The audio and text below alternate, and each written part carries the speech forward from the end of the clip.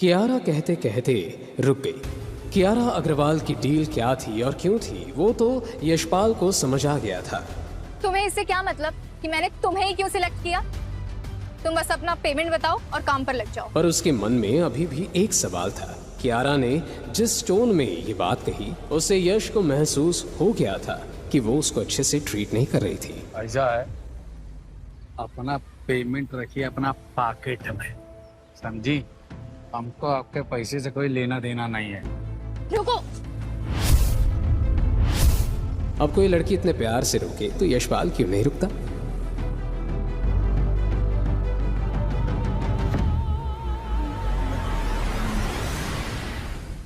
ऐसा है मैडम, हमको ना सच जान।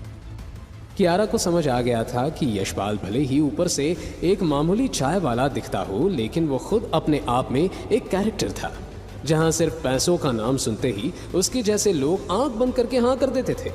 वहीं यशपाल को इन्वेस्टिगेशन ऑफिसर बनने का शौक था। ठीक है, वेट, मैं बताती हूँ तुम्हें तुम्हारा सच।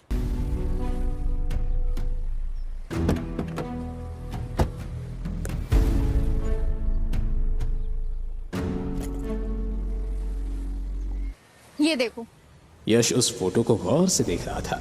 उसमें कियारा ढीले ढाले टी शर्ट पजामे पहने नंगे पैर ही भाग रही थी और सीढ़ी के पास बनियान पहना यशपाल उसके हील्स पकड़कर खड़ा था। इसका मतलब आधी रात को जब हम अपने घर में आए तो आस पड़ोसी में से किसी ने एक फोटो खींच ली। ऐसा है क्या?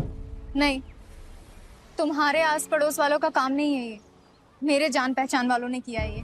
यश को डाउट हुआ कि शायद कियारा के दोस्त रात भर उन पर नजर लगाए बैठे थे। तुम्हारे जानने पहचानने वालों को ऐसा कौन सा खुजली काट रहा था जो ये फोटो खींच लिया? कियारा ऑलरेडी यश के सवाल से काफी इरिटेट हो चुकी थी, लेकिन वो सारी बातें जाने बिना चुप भी नहीं बैठने वाला था। देखो, सीन ऐसा है कि अक्सर लड़कों से पीछा छुड़ाने के चक्कर में मैं उन्हें बोल देती हूँ I have a boyfriend. Of course ये झूठ है, और जैसा कि तुमने कहा कुछ लोगों को खुजली हो रही थी तो मेरा पीछा करते करते तुम्हारे झोपड़ी तक पहुंच गए। I mean, तुम्हारे घर तक पहुंच गए, और फिर उन्होंने मुझे तुम्हारे साथ देख लिया।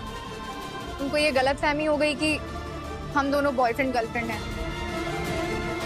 वो तो फोटो वायरल तो नहीं हुआ? नहीं, और होना भी नहीं चाहिए, वरना मेरी पूरी लाइफ खराब हो जाएगी।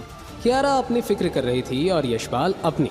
उसे लग रहा था कि अगर ये फोटो इंटरनेट पर फैल गई तो उसकी इज्जत और ईमानदारी की इमेज भी खत्म हो जाएगी, जिससे उसके धंधे पर भी काफी बुरा असर पड़ता, क्योंकि लोग यशपाल के अच्छे नेचर की वजह से ही उसकी दुकान पर चाय पीने आया करते थे। मैडम, ए मैडम, करना क्या है? मैं तुम्हें ऑलरेडी बता चुकी हूँ।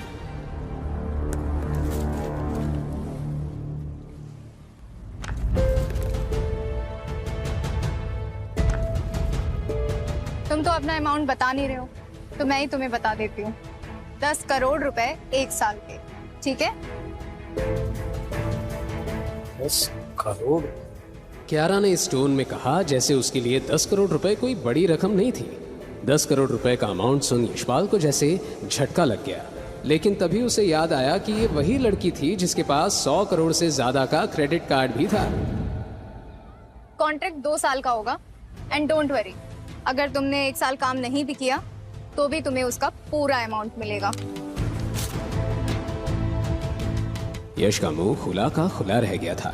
10 करोड़ उसके लिए इतनी बड़ी रकम थी जिसे वो 100 सालों तक 24 घंटे काम करके भी नहीं कमा सकता था। तभी उसके फोन पे मैसेज आया कि उसके अकाउंट में सिर्फ 500 रुपए हैं। उसे समझ नहीं आया कि वो क्या जवाब दे, और वो बस कियारा की आंखों में देखते रह गया। इतने में यश को एक प्राइवेट नंबर से कॉल आया। यश समझ चुका था कि किसका फोन है। उसने साइड में जाकर फोन उठाया और उधर से वही दमदार आवाज सुनाई पड़ी। मैंने तुम्हें कहा था यश कि अगर चाय की उबाल को रोक ना लिया जाए तो वो फैलकर सब कुछ खराब कर देती है। तुमने नहीं सुना, परिणाम सामने है। अब भी समय है, तुम रुक जाओ। तुम तब तक सुरक्षित हो जब तक तुम्हारा राज किसी को पता नहीं चलता। यश हड़बड़ा गया और अपने आसपास देखने लगा। कि कहीं उस पर कोई नजर तो नहीं रख रहा, लेकिन उसे याद आया कि गुरु वशिष्ठ कोई साधारण आदमी नहीं थे। उन्हें यश के हर कदम की खबर रहती थी। गुरु वशिष्ठ आगे कहते रहे और यश सुनता रहा। तो यश, ऐसा कुछ नहीं करना जिससे दुनिया को समझ आए कि तुम सिर्फ एक चाय वाले नहीं हो। अगर ऐसा कुछ हुआ तो तुम्हारे अतीत के दुश्मन तुम्हें ढूंढ निकालेंगे। तुम्हारी असली पहचान दुनिया के सामने आएगी। तुम बेनकाब हो जाओगे और तुम्हारा शांति भरा जीवन कठिन चुनौतियों से भर जाएगा। इससे पहले कि यश कुछ कह पाता, गुरु वशिष्ठ ने आगे कहा, मुझे पता है कि तुम हर चुनौतियों से सामना करने के काबिल हो। तुम अपने विवेक और बुद्धि का इस्तेमाल करके सही फैसला लो। और हाँ, शायद ये हमारी आखिरी बात हो सकती है। मैं हिमालय के ऊंचे पहाड़ों में तपश्चर्या करने जा रहा हूं। आयुष्मान भव। यश ने धीमी आवाज में कहा, जी गुरुजी, प्रणाम। गुरु वशिष्ठ का फोन कट गया और तब तक कियारा वापस आ गई। उसने यश की तरफ देखा और कहा, तुम्हारी आंखें बता रही हैं कि तुम ये डील करने को तैयार हो। आंखें अगर सच बता पाती ना, कई गुनहगारों को सजा नहीं। What do you mean? नहीं सकता। हमें पर ये बताओ कि तुमको ऐसा कैसे लग गया कि हम तुम्हारा डील कबूल कर लिए हैं? क्या क्या कहा तुमने? कियारा का गुस्सा चिढ़ने लगा, साथ ही उसका घमंड भी। वो इतने रईस परिवार से आती थी कि मुंबई के सारे सितारे उसके लिए लाइन लगाकर खड़े हो जाते थे। वो चाहती तो इंडिया के सभी रईस और हैंडसम लड़कों को अपनी ओर मैग्नेट की तरह खींच सकती थी, लेकिन फिलहाल एक चाय वाले से रिजेक्शन सुनकर उसके दिल की धड़कन एक पल के लिए रुक गई थी। तुम्हें पता भी है तुम क्या बोल रहे हो? तुम एक मामूली से चाय वाले हो। अगर मैं फोन नहीं करती तो वो पुलिस वाला तुम पर 10,000 रुपए में अटेम्प्ट टू मर्डर का केस लगाने को तैयार था। बस इसीलिए हमारी ना है। क्या मतलब? मतलब ये है कि यारा अग्रवाल, तुम अमीर जाति लड़कियों को हम जैसे मामूली चाय वाले कहाँ पसंद आते? यश ने अपनी सारी भड़ास निकाल दी जो वो पिछले आधे घंटे से बर्दाश्त करे जा रहा था। हम तो तुम जैसी अमीर जादियों की नजर में कठपुतली है ना, जिसको पैसों के धागों से तुम नचवाती हो। ऐसा मैडम, हमको तुम में कोई लगाव है नहीं, और हम ये भी जानते हैं कि तुमको भी हम में कोई लगाव नहीं है। इसलिए ऐसा है, हम कोई डील मंजूर नहीं। लगाव नहीं है तभी तो एक्टिंग करने की डील कर रही हो, स्टूपिड। कियारा की बातों से यश और भी ज्यादा बेचैन होता गया और उसे एहसास हो गया कि दाल में कुछ काला है। अरे यार, कितना चाहिए तुम्हें? 15 करोड़? 20 करोड़?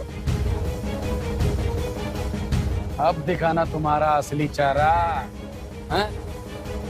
तुमको क्या लगता है कि अपना पैसा के दम पर तुम हमको खरीद लोगी? तो तुम गलत फहमी में हो। जाओ जाके ढूंढ लो किसी और को। Oh God! तो तुम पैसे से डील नहीं करोगे तो तुम्हें क्या चाहिए बताओ? ऐसा मैडम, अगर तुम हमें पसंद करो और हमारे साथ प्रेम से रहो, तब हम तुम्हारा बॉयफ्रेंड बनने वाला प्रपोजल एक्सेप्ट कर सकते हैं। आखिरकार एक मर्द को प्रेम के अलावा और क्या चाहिए होता? यही तो चाहिए होता है ना। यश ने वो ज्ञान झाड़ना शुरू कर दिया जो वो अक्सर इंटरनेट पर पढ़ा करता था। हे भगवान, पता नहीं किस गधे को उठा के लाई हूँ मैं।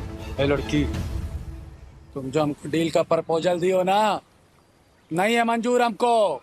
और उस तरह के लौंडे नहीं है हम जो पैसे के लिए किसी का भी बॉयफ्रेंड बनते चले। और तुम जैसी अमीर जादों के बीच में और रईसों के बीच में रहने का शौक भी नहीं हमको। तुमको क्या लगता है हमको 4 लोग जानते नहीं है क्या? बहुत लोग जानते हैं, बहुत जान पहचान है हमारी। चौपाटी पे हमारी बहुत बड़ी चाय की दुकान है और तुमसे भी सुंदर सुंदर लड़कियां वहाँ आती है और हमारे चाय के लिए लाइन लगाती हैं, समझी? बात करती है। तुम मजाक कर रहे हो ना? इतनी बकवास लाते कहाँ से हो तुम? बकवास नहीं कर रहे हैं, हमको हमारा सच रखने का हक है और वो रख दिए हैं।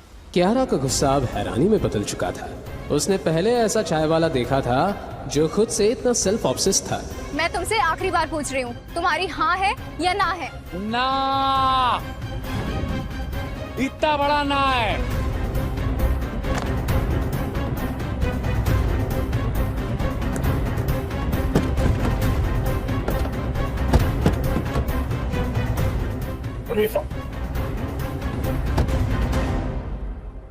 चलिए। ओके फाइनल, जाओ तुम यहाँ से। ऐसे कैसे चले जाए?